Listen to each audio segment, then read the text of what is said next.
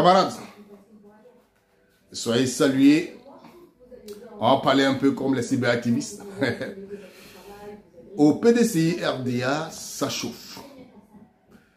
Pendant que les gens sont en train de se préparer pour les élections et que on est en plein dans le contentieux de la liste électorale, certaines personnes veulent tout faire pour faire perdre le vieux parti. Il faut rappeler que depuis 1999, le PDCI RDA a perdu le pouvoir dans les conditions que nous connaissons tous. On ne veut pas revenir dessus. Et cette année, le PDCI est plus que déterminé à revenir au pouvoir. Mais pendant que les gens sont en train de travailler pour arracher le pouvoir des mains du RHDP, voici un problème qui se pose. D'un côté Bion, d'un autre côté Valérie Yapo. Et cette femme, Valérie Yapo, qui est membre de la direction du parti, avait été suspendue du parti. Alors, elle avait donc pour cela fait assigner le parti en justice pour annulation de la décision. Il n'y a pas longtemps, je crois dans la semaine-là, on a vu tous que le président du parti, M. Tigan Thiam, a annulé cette décision. Du coup, sa procédure était caduque puisqu'il n'y avait plus raison de pouvoir poursuivre cette requête. Madame Valérie Yapo, selon ce que nous avons appris aujourd'hui de la bouche d'un des avocats du PDCI RDA, elle a changé sa requête. On dit le droit lui donne cette autorisation. Elle a changé sa requête. Et la nouvelle requête, c'est la suspension du président du parti qui, selon elle, a été mal élu. Mal élu, donc il faut le suspendre. Et mettre le parti sous, comment dirais-je, sous un contrôle judiciaire, ou bien je ne sais pas quel terme ils ont utilisé. Mais je ne vais pas tout expliquer parce que je ne maîtrise pas trop les rouages, les termes techniques. Donc on va écouter l'avocat, je n'ai pas son nom puisque c'est pas moi qui ai fait cette vidéo. C'est une vidéo que j'ai prise sur une plateforme. Et donc c'est un avocat du PDCI RDA qui explique ce qui s'est passé. Il était entouré de plusieurs responsables du parti, dont le député, l'honorable Dia Oufoué de Yopougon. On écoute.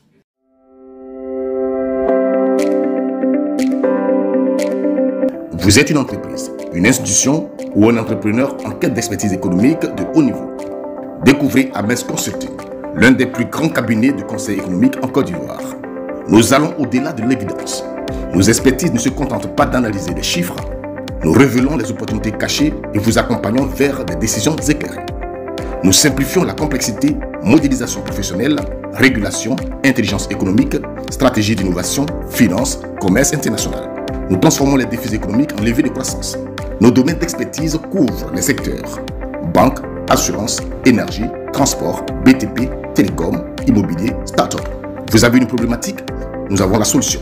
Prenez rendez-vous dès maintenant et offrez à votre entreprise un accompagnement d'excellence. Ames Consulting, une vision économique pour un avenir prospère.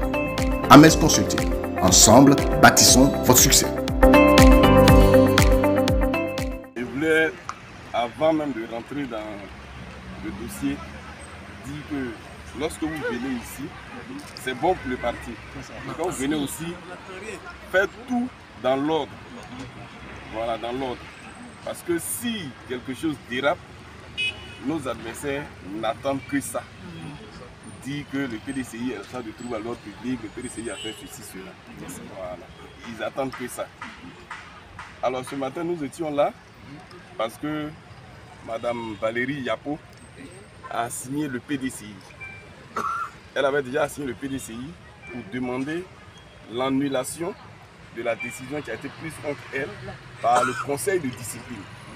Nous sommes déjà passés à cette audience et c'est comme c'est une audience ici au tribunal, on dit c'est une audience du fond.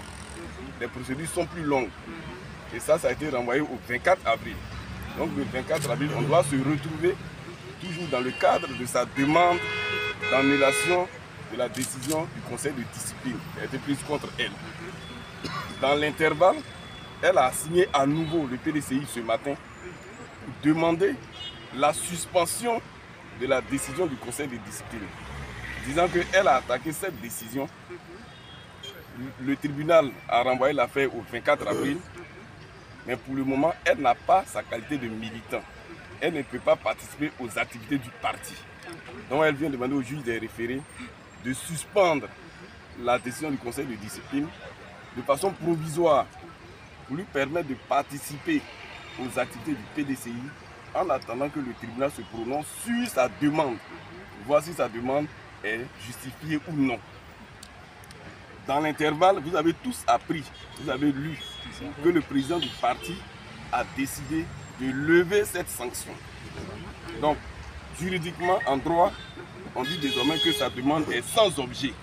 Parce qu'elle vient demander de suspendre une décision. La décision même n'existe plus. Donc, sa demande n'a plus de raison d'être. Voilà. Donc, on dit dans ce cas-là que la demande est sans objet. Et c'est ce que nous sommes venus dire au juge ce matin. Mais elle a dit également au juge que c'est vrai, elle avait demandé la suspension de la décision du conseil de discipline. Cette décision a été levée par le président du parti. Donc elle prend acte de ce que cette décision a été levée. Mais comme elle est déjà devant le juge, elle lui dit « je vais changer ce que j'avais demandé ». Parce que la loi me permet, tant que vous n'avez pas rendu une décision, de changer ce que je demande. Je vous avais saisi pour suspendre la décision. Comme la décision n'existe plus, je demande autre chose désormais. Et elle dit, quand j'ai fait ma procédure, je vous ai dit que M. Tidjane Thiam a été irrégulièrement élu à la tête du PDCI.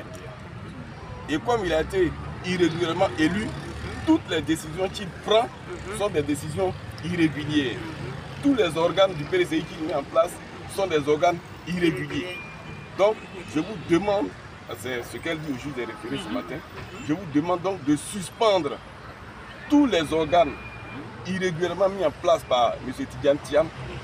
Et elle va plus loin, elle dit, je vous demande même de suspendre les qualités de président du parti de M. Tidjane Thiam, parce que lui-même a été irrégulièrement élu.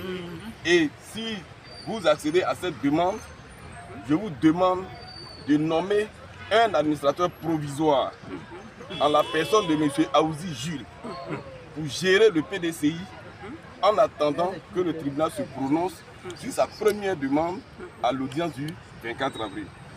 Donc aujourd'hui, ce qu'elle demande, c'est de suspendre les organes, c'est de suspendre le président du PDCI lui-même et de nommer M. Aouzi Jules comme administrateur du PDCI RDA.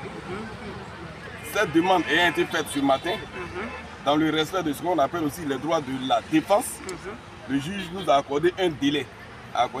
Au collège des avocats du PDCI. Nous étions plusieurs avocats. Donc le prochain rendez-vous, c'est le mercredi à 12 h. Donc le mercredi à 12 h, les avocats du PDCI RDA viendront pour répondre à cette demande. Mercredi combien? Mercredi 2. C'est le 2. Oui, c'est le mercredi, voilà, le mercredi 2 avril à 12 h.